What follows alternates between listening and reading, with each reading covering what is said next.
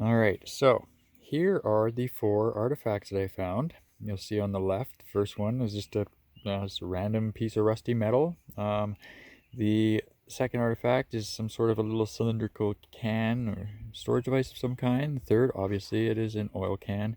And the fourth is a period pickaxe. Now, let's take a look at each of these items a little bit closer.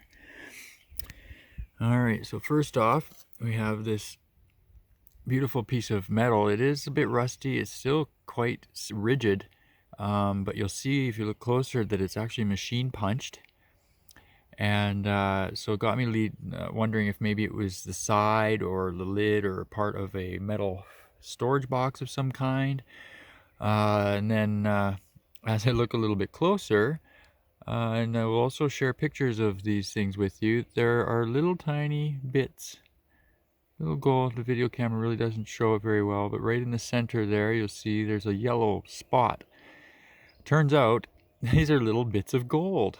There's gold embedded in this metal, which is absolutely incredible. Mind blown. The second item is a can. It looks like a little metal can. You see the rim around the top that's punched. Would lead me to believe there used to be a lid on it at one time. It's in pretty good shape. There's no holes or anything in it. It's just rusty, old. It was buried for many years. And the same thing, I'll show you pictures as well of the inside. I used my flash and the camera, and it caught a couple bits of gold embedded in the bottom of this. So that was in an old timer's pocket.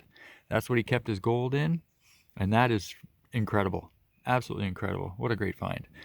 Obviously, this third item here is this oil can.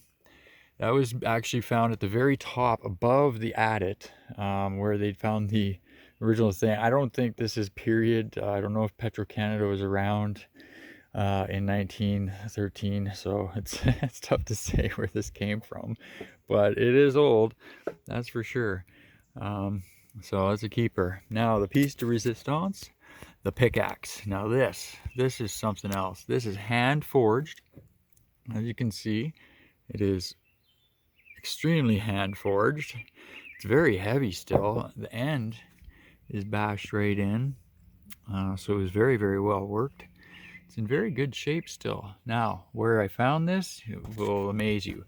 We were actually panning right on the Poplar Creek, and I was looking around at the banks of the creek for any kind of geological signs of, where we could look for some more gold. And I see this thing sticking out of the bank, and I mean, it was literally about, I'd say, 1.5 feet from the top of the bank, and just sticking out about halfway. The tip was in halfway, so I grabbed it, pulled it out, and took a closer look. And yeah, this was an old timer's pickaxe that got buried at some point. The handle's completely rotten and gone, and yeah, hand forged. And this was actually used to find mass amounts of gold just over a century ago. How wild is that?